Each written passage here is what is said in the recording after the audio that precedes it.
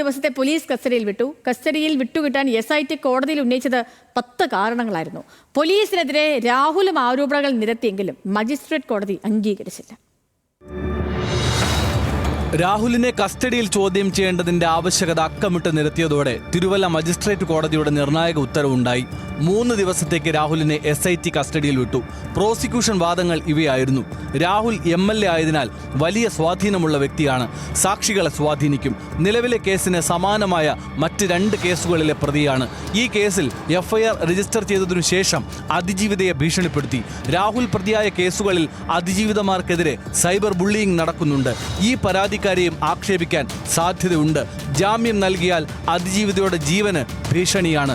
നേരത്തെയുള്ള കേസിൽ നിയമവ്യവസ്ഥയെ വെല്ലുവിളിച്ച് ഒളിവിൽ പോയ വ്യക്തിയാണെന്നും SIT കസ്റ്റഡി അപേക്ഷയിൽ ചൂണ്ടിക്കാണിച്ചു.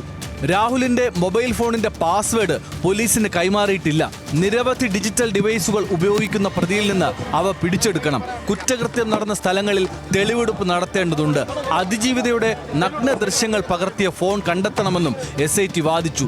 SITക്കെതിരെ രാഹുൽ എതിർവാദങ്ങളും നിരത്തി. പോലീസ് വ്യക്തിഹത്യ നടത്തുകയാണ്, ലൈംഗിക വൈകൃതത്തിന് ഉടമയാണെന്ന് വരുത്തി തീർക്കാൻ ശ്രമിക്കുന്നുവെന്നും തന്റെ ഭാവി തകർക്കലാണ് ലക്ഷ്യം എന്നുമാണ് രാഹുൽ കോടതിയെ അറിയിച്ചത്. പൊതുജന വിചാരണയ്ക്ക് തന്നെ ഇട്ടുകൊടുക്കുന്നു. ഇത് മൗലികാവകാശത്തിന്റെ ലംഘനമാണ്. കസ്റ്റഡിയിലെടുത്ത പാലക്കാട്ട് നിന്ന് തിരുവല്ല കോടതിയിൽ എത്തിച്ചത് പൊതുജനങ്ങൾക്ക് മുന്നിൽ പ്രദർശന വസ്തുവാക്കാനാണ്. 2 വർഷം മുൻപ് നടന്ന സംഭവമാണിതെന്നും രാഹുൽ വാദിച്ചു. 7 ദിവസത്തെ കസ്റ്റഡി ആവശ്യപ്പെട്ടുവെങ്കിലും 3 ദിവസത്തേക്കാണ് കോടതി കസ്റ്റഡി അനുവദിച്ചത്. ഈ മാസം 15-ന് രാഹുലിനെ വീണ്ടും ഹാജരാക്കാൻ കോടതി നിർദ്ദേശിച്ചു. Legal desk, news Malayalam.